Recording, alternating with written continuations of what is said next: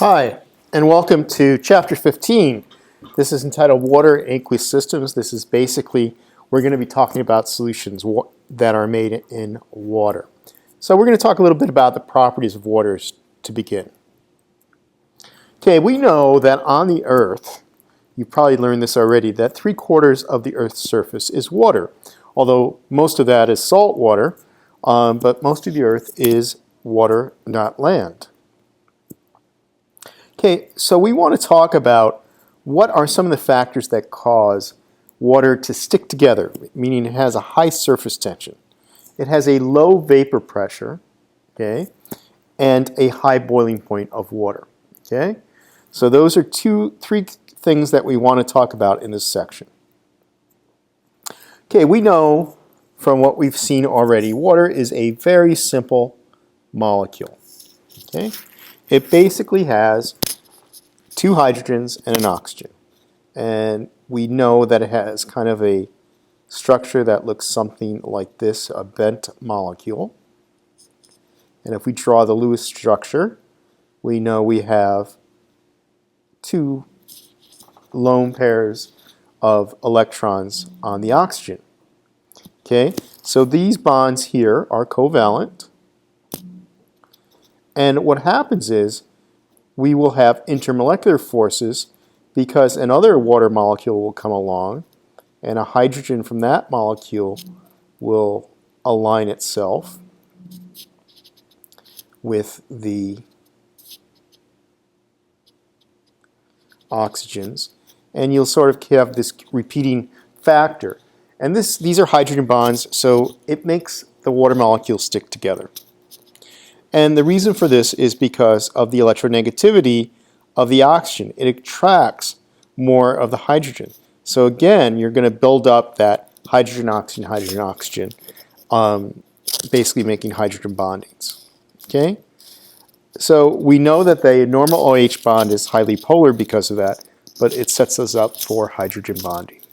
Okay, there's a nice picture that I could never draw. Okay, so if we look at that, we have our hydrogen. You see how we put that little like kind of plus sign? So plus to minus. Okay, so the flow is electrons want to go this way. So we kind of have a polar molecule because it's bent and it's not canceling out. Like in CO2, it would cancel out. We've talked about this before. Okay, and we've seen the little deltas. All right, and this is, we're going to talk a little bit, review a little bit about hydrogen bonding, okay?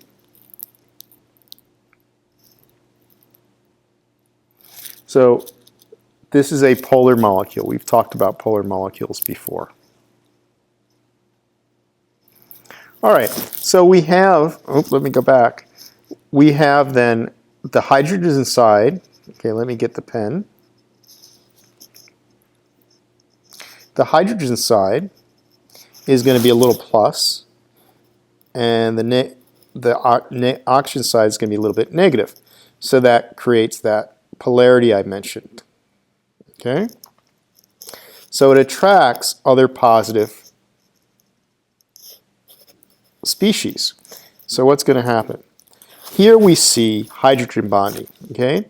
So what we have is we've got this hydrogen is attracted to this oxygen, this hydrogen is attracted to this oxygen. And even though these hydrogen bonds aren't true bonds, you start setting up this kind of loosely bound structure that I call, if you think of Velcro, that's kind of what really, really strong Velcro. These can come apart, but they prefer to stay together unless there's enough forces on them to break them. Okay? So it's not as hard to break them as it would be this bond between the hydrogen and oxygen, but it's pretty stable. Okay? So this electronegative, the red ones are the oxygen, they're very electronegative, are basically going to form these little structures that make water much more stable and cohesive. The key word I'm going to use here is the word cohesive.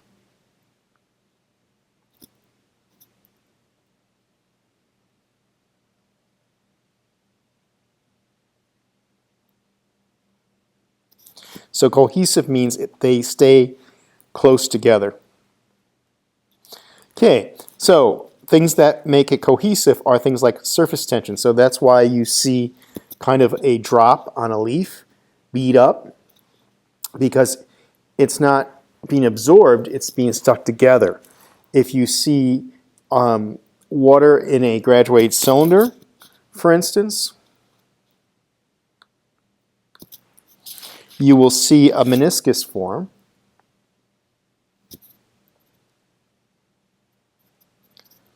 Like this. And that's because of adhesiveness. Okay, it sticks to the sides. Okay, something that's even more cohesive than water is mercury. Mercury likes itself. See how it's got that drop formation kind of like that rather than this kind of formation. So the water likes the glass more, whereas mercury likes other mercury particles more. Okay? Low vapor pressure means that it will turn into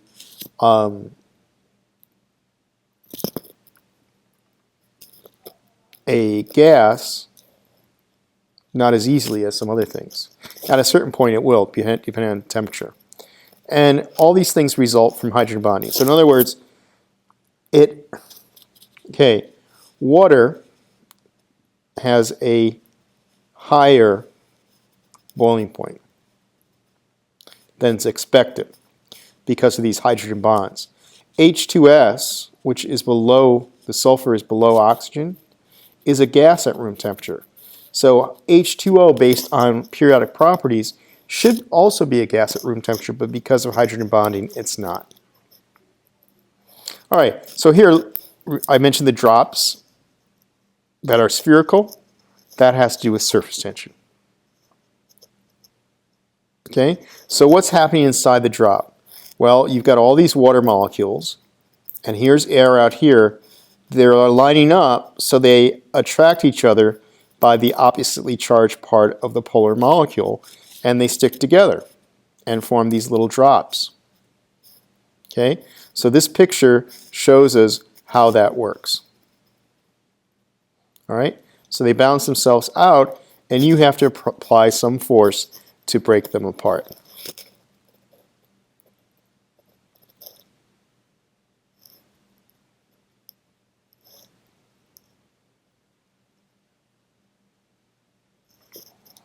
Okay, so since these forces are all pointing towards the center, and we call this pull surface tension. Okay, so it minimizes the surface area of the liquid. Because what is a drop? Okay, what is a drop? If we have a water drop, normally it should just flatten out. Okay? But it forms a drop because the forces are binding it towards the center and making drops rather than falling out. Okay, every liquid has a certain degree of surface tension, but water has a very high surface tension. And it tends to make drops of liquid in a sphere. Okay? Now, how do we decrease the surface tension? We add something called a surfactant. Okay? And a surfactant interferes with that hydrogen bonding, and things like soaps and detergents are surfactants. They reduce the surface tension, so they're going to destroy that drop. Okay, moving on to vapor pressure. Okay, the hydrogen bonding keeps the water molecules, they make them sticky like Velcro.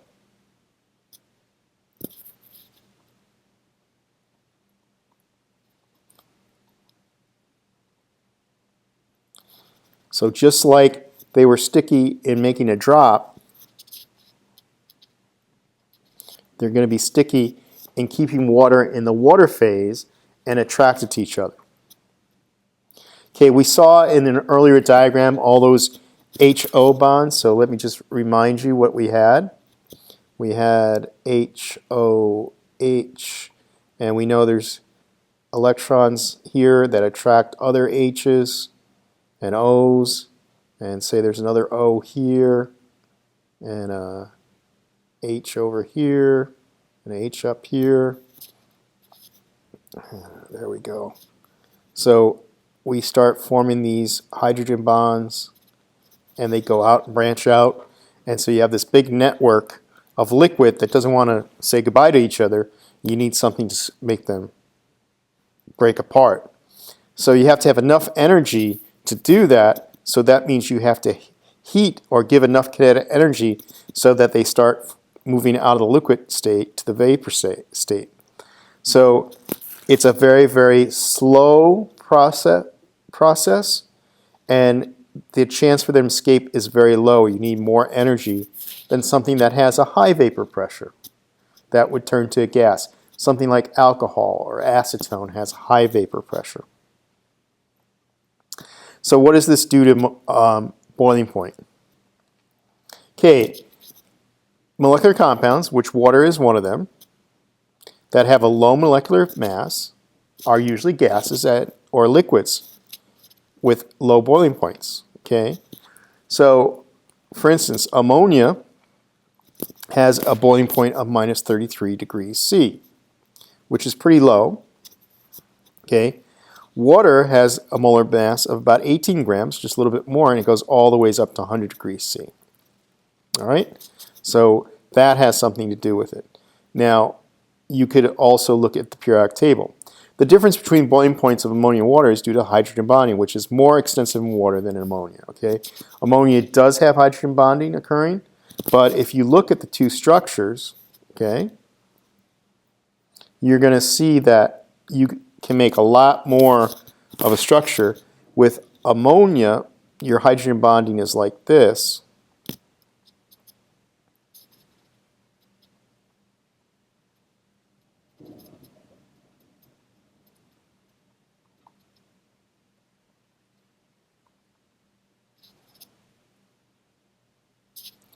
So your hydrogen bonding is here, and so you're not going to get as big of a structure because of these other hydrogens are going to get in the way much more frequently.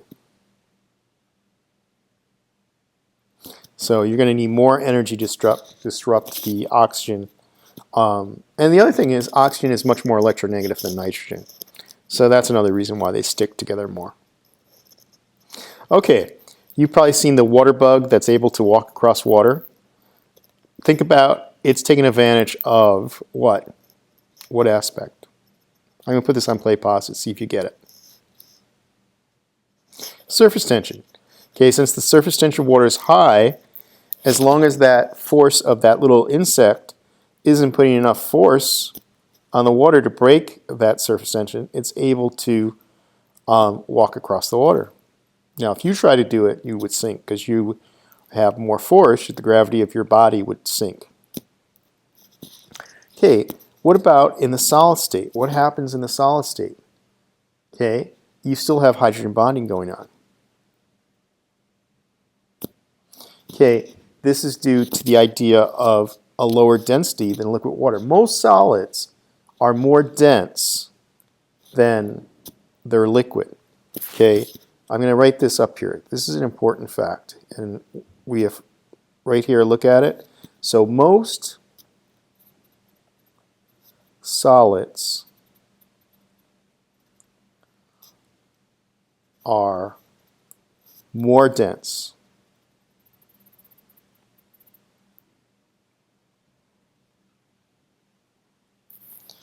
than their liquid form.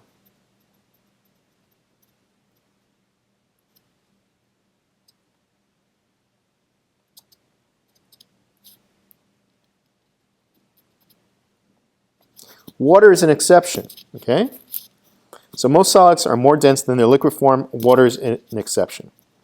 Okay, when it begins to cool, it behaves like a typical liquid, okay? So you have a density at 100 degrees, 0.95. It's getting, as we cool it down, it's getting more and more dense. Then at 4 degrees C, it's actually 1 gram per cubic centimeter, the density we usually say water is, all right? Now, at 0, it starts going down after 4. Okay, so it's going up, up, up, starts going down again. Then we get to ice, and it's even less. So when it kind of forms ice, it expands. Those spacing between those hydrogen bonds, it starts changing. So it changes at 4 degrees Celsius. It gets to its maximum density, and then colder water is less dense. So what happens is water between 4 and 0 will actually float on top. Okay? Since it's floating on top, the ice will form at a much lesser density because this colder water, look at the density of ice. That means it's going to float on top of this here and also these things that are very close in temperature. Most things freeze from the bottom up because as the more dense water gets colder, it starts going down, and the warmer water is going to be on top, or warmer liquid is going to be on top. So most things will freeze from the bottom up. Water freezes from the top down. This is good for fish and plants that live in the water. Okay, so let's look at why the ice is less dense than the liquid water. Okay, it's because of the way the ice is structured.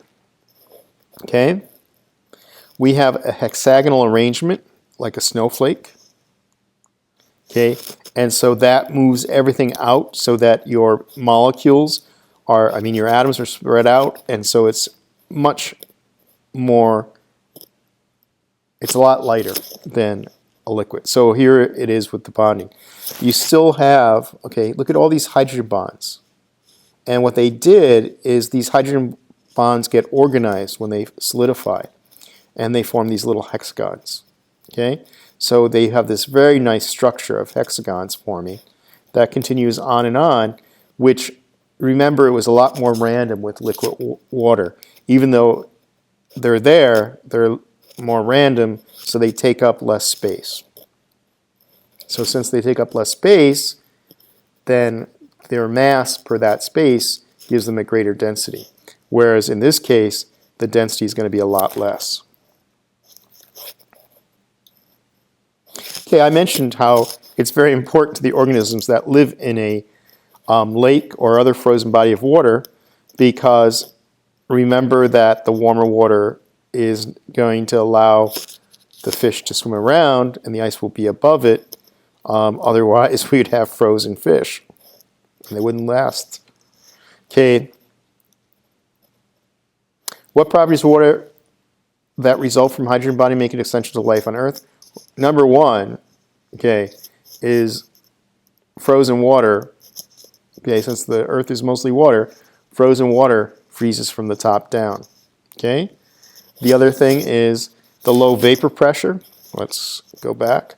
The low vapor pressure of water keeps the water on Earth even when it heats up because it doesn't evaporate rapidly. Okay, if it actually turned into vapor very easily, the temperature of Earth would be a lot higher, kind of like Venus. And the fact that ice floats means aquatic life can survive winter months when lakes and rivers freeze. Otherwise, life would be limited to the zones like Florida and down to the equator between the tropics.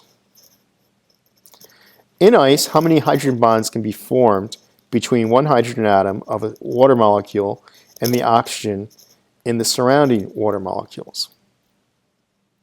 Think about the pictures you just saw.